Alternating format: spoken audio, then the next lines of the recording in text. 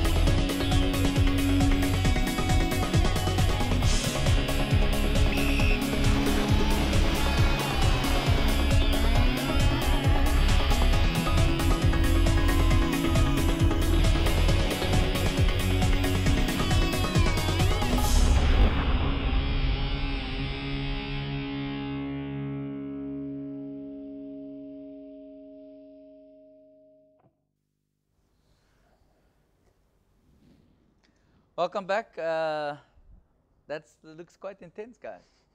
Are you ready for this kind of challenge, Ryle? I think, if anything, I'm more confident than I have been in the past champs that I've been to. My training's been quite intense. The legs are holding up. We've had minor issues before, so I'm feeling very confident for this one and hoping to at least take the double this year. So, yeah, very excited. What's the double? Flags and? Yes, flags and sprints for me. Yeah, that's the double, really.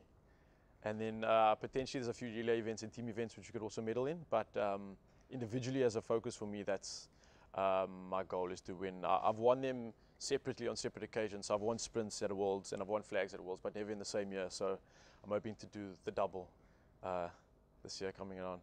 How much hard work is that, Andrew, to be able to medal in double in an international event like that? At an international event is extremely hard. I think you got to realize that the wild flags and sprints are beach work events, like a beachy and a non-swimmer inverted commas. They are separate events type of thing. It's like saying a forward and a backline play in rugby. So it is a lot of hard work, a lot of intensity, a lot of time and effort to get there, and the level of competition is extremely high. I think Ryle has got a very good chance. As he says, he's medalled in each one of those events over the last 3 worlds, but at separate times. Now he wants to try and put it together and do it all at once, and I think he's got a good chance. He's as he said, he's put the time and effort in, and it's looking forward to watching him do it. Sounds like, I mean, how much does an experience like this cost, guys? Is it a cheap experience? No, unfortunately not. It's a very expensive experience to get the team across there, and the craft and equipment and that type of thing. Then we're talking a bill of around 50,000 rand. Per person? Per person, yes. Sure. Per person, 50,000 rand. It's there are 2 teams going of 12, so it's 24 plus management. So you're talking about 30 team going overseas. It's shipping of skis across, because you can't just use a ski. You've got to use your ski. You can't just take a pool ski or somebody else's ski. It's like a golf club or whatever. A specific usage, the craft and that. So it's a lot of money in sending the container there, offloading it and sending it back. So yeah, 50,000 plus minus per competitor. So it's very expensive to do a sport that you love, but it's worth it. And Ryle's been there and done it, and that's why he's still there. And have you got your 50,000 rand each yet? Are you there yet? No, it's a long way from it. Unfortunately, most of that comes out of our pocket. We do get assistance from our clubs generally, from the province and from the sporting federation. But yeah, to try and find sponsors out there is not easy, and unfortunately, maybe 50% of the way there for us. How do people contribute if anybody is feeling generous tonight? How do they contribute? I think the best way to do is to get hold of either Lifesaving South Africa or Western Province Lifesaving, and to ask and find out the information from there. We'll be able to assist them. Perfect, perfect. Let's have a look and see what Surf Lifesaving is all about.